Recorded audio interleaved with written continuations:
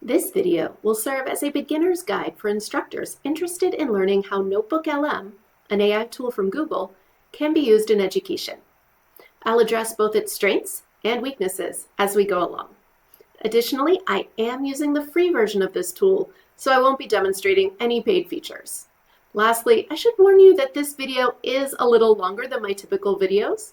As such, I added in chapters to make this video easy to navigate and for you to come back to if it's a little too much for one sitting.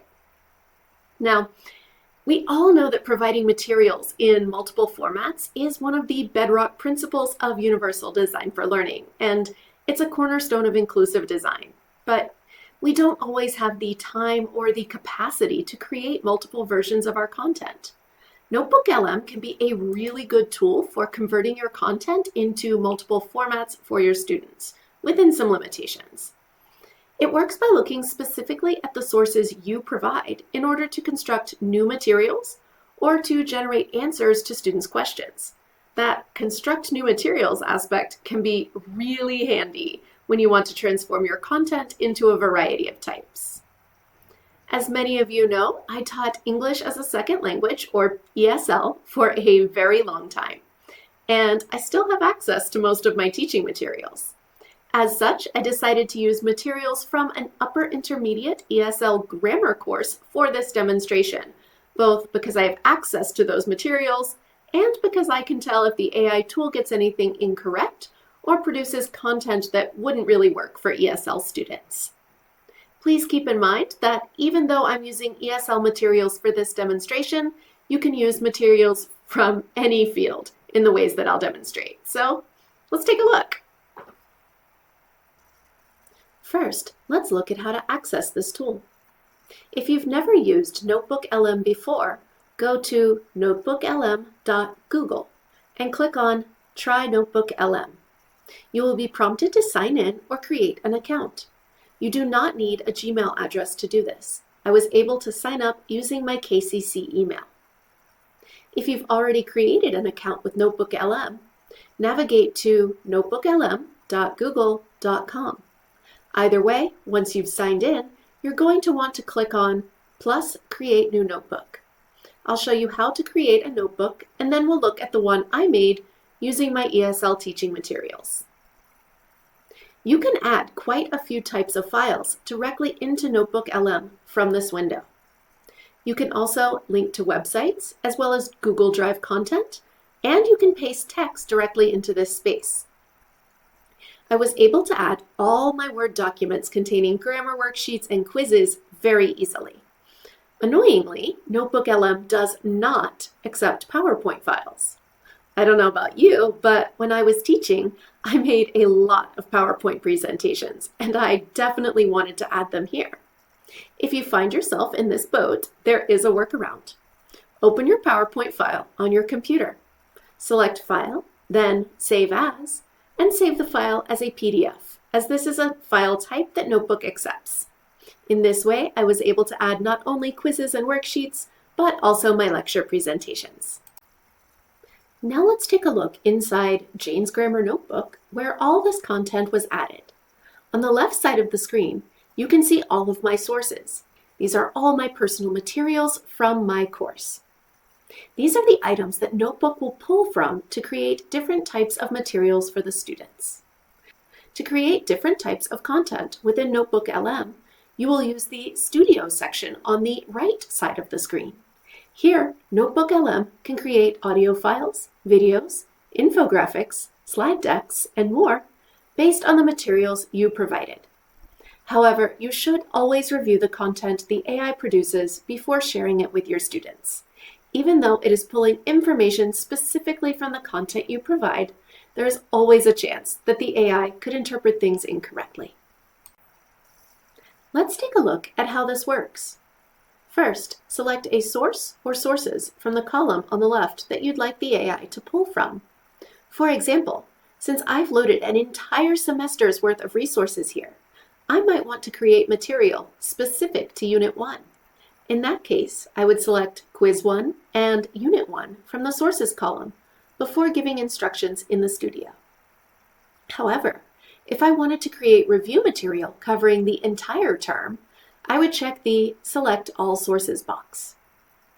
Once you've chosen the sources you want NotebookLM to use, take a look at the Studio column on the right.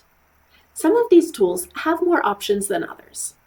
The ones with the little pencil icon will open up settings options if you click specifically on the pencil, but will simply begin creating something if you click elsewhere on the button. In contrast, the ones without the pencil icon will open up a settings selection box just by clicking on it. For example, if we click on the pencil icon on the Audio Overview button, we get the following options: a deep dive, a brief summary, a critique, and a debate. You can choose between short, medium, or default, and long. And you can give the AI detailed instructions. For example, I asked it to summarize the main grammar points presented in my sources using language suitable for upper intermediate ESL students. It created a 19-minute long audio recording, which, while accurate, would be both too long and too fast for ESL students. Let's take a brief listen. You know that specific nagging frustration when you're learning a language? I think we all do. Yeah. Right. Like you've put in the hours, you've passed the beginner phase, you can order a complicated coffee without sweating. Now let's take a look at video creation. And let's create a video on the passive voice. First, I selected my 2 documents related to passive voice. Then I clicked on the Video Overview button. And you'll notice it does not have the pencil icon, meaning that the settings options will open automatically. Here you can select whether you want a lengthy explanation or a brief summary. Choose the video style and enter specific instructions you'd like the AI to follow. I selected Explainer and asked the AI to explain the passive voice using language suitable for upper intermediate ESL students. It created a 6-minute long video on the topic. The content was accurate, and the language speed, while still a little fast, was better suited to ESL students this time around. Let's take a brief look. All right, let's talk about one of the most misunderstood topics in English grammar, the passive voice. I promise, by the end of this, you're not just going to understand it, you'll know exactly how and when to use it with total confidence. Next, let's look at the infographic tool. I decided to select my 2 documents on the perfect tenses this time around. Then I clicked on the pencil icon on the infographic button, entered my settings and instructions, and clicked Generate. Having taught the perfect tenses numerous times over the years, I can tell you that this specific infographic would likely cause more confusion than clarification. I'd say this one was a miss for me, although that doesn't mean you shouldn't use this tool, as results will vary depending on the topic and the source material available. Lastly, let's look at the slide deck tool. I decided to use the topic of adjective clauses this time and selected my 3 sources on the topic. Then I clicked on the pencil icon on the slide deck button, entered my settings and instructions, and clicked Generate. The presentation it was created was accurate, and this review could be very helpful to ESL students at this level. Now, when it comes to sharing these materials with your students, you have 2 options. From each of the stacks of 3 dots to the right of the materials created inside of the studio, you will have the option of downloading that content to your device, at which point you can share them directly with your students. The other option is to share your notebook with your students. Let's look at both of these options. Starting with downloading and sharing this material, we almost immediately run up against the challenge of digital accessibility. Unfortunately, at this point in time, NotebookLM does not create audio, video, presentation, or image files that meet accessibility standards under WCAG 2.1 AA as required by the federal government for institutions such as ours that receive federal funding. This doesn't mean that you can't use them, but it does limit what you can do. Let's take another look at each of the items I created as part of this demonstration and talk about how you can and can't share them. Regarding the audio file, Due to the new federal digital accessibility guidelines, audio files that we share with our students must have a transcript. And NotebookLM does not generate transcripts. There are a variety of ways to create transcripts for audio files outside of NotebookLM, although they are a bit cumbersome, and depending on your computer skill level, this may or may not be something you want to tackle on your own.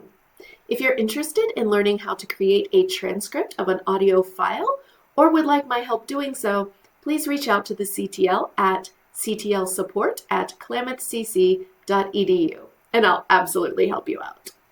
Now, regarding video files, they're a little easier to deal with. Videos are required to have closed captioning available to viewers. While these videos do not come equipped with closed captioning, if you share them onto Canvas via Panopto, Kaltura My Media, or YouTube, each of those platforms will create AI-generated closed captioning, which you can edit if needed. If you're confused about how to add videos to Canvas with these tools, please check out our Wakelet at wakelet.com/@KCCCTL and look for the Faculty Video Making Collection. Or, as always, you can reach out directly to the CTL at ctlsupport@klamathcc.edu. If you create an infographic with this tool, it would need to be shared with alt text if you add it to Canvas or if you add it to a file such as a Word document, PowerPoint presentation, or PDF. If you need information on how to add alt text to images, as always, please reach out to the CTL. Now, if you're planning to print physical copies of the infographic, it's perfectly fine as it is. The biggest accessibility problem with content created by NotebookLM is with the presentation files it generates. You can download these presentations as either PDF or PowerPoint files, but neither type is formatted accessibly. Additionally, they are so badly inaccessible that the remediation tools we have are not able to fix them. This means that, at this point in time at least, you cannot share these presentations through Canvas or any other digital medium. However, if you're teaching face-to-face, you can absolutely still use them as live presentations. You also have the option of sharing your notebook with your students directly. When you share your notebook, you have the option of sharing the full notebook or just the chat. Do this by clicking on Share at the upper right of the screen. In the window that appears, first, under Notebook Access, select Anyone with a link. Then, under Viewers Have Access To, you'll need to choose whether to share your full notebook or just the chat. Copy the link so you can share it with your students, and then click Save. Let's examine the differences between sharing the full notebook versus just the chat. If you share the full notebook, your students will be able to see your sources, access the notebook chat, and open the items created in the studio. Be mindful that they will be able to see your sources. This means, for example, that I would not share this notebook as it has all of my quizzes in it.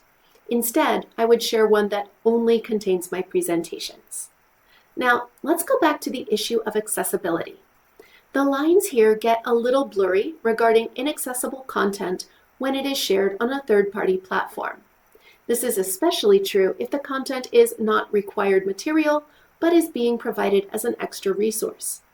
Third-party optional content must be able to be provided in an accessible format upon request. However, if inaccessible third-party content is provided as part of a collection of alternative formats, with at least one format being accessible, this should be acceptable. Basically, if you share your notebook with your students, just be sure that you're clarifying that the content in the studio, your alternative format content, is extra optional material that is not required. In case you're feeling overwhelmed by all of this, there are some benefits to sharing the full notebook with your students. For example, when audio and video files are played within the notebook, students have the ability to change the playback speed to a slower or faster speed that better suits them. Additionally, students can also use the studio themselves to create tools that might be helpful to them, such as flashcards or quizzes. And just so you know, the quiz function here is not something that would be particularly useful to instructors, but would be incredibly helpful as a study tool for students. So there are definitely some pros and cons to sharing the full notebook.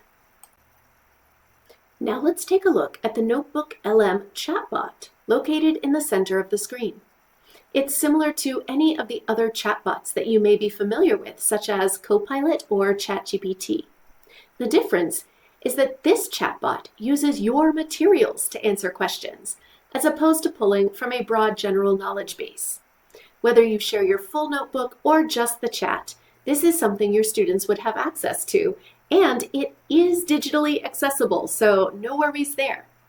So why would you share this chatbot with your students? Well, because it gives your students a place where they can ask questions about the content you provided and have the AI give the answers based on your materials. This is a great way for students to study and to get answers to their questions when you're not available. Let's take a look at some examples. Here, I entered some questions into the chat. I wrote them in a way that kind of models how many second language speakers of this level would write. I started by asking about the difference between the sentences Jane has studied Korean and Jane studied Korean. It answered by giving a clear explanation of the differences between the present perfect and simple past verb tenses, although it wasn't clear on how to form the past participle of a verb. So I followed up by asking if Jane has gone to Korea was correct. The chatbot replied by telling me that it was incorrect and explained why, including information on how to form the correct irregular past participle form of the verb go. You may wish to test this out with your own materials to see how useful you feel this tool might be to your students.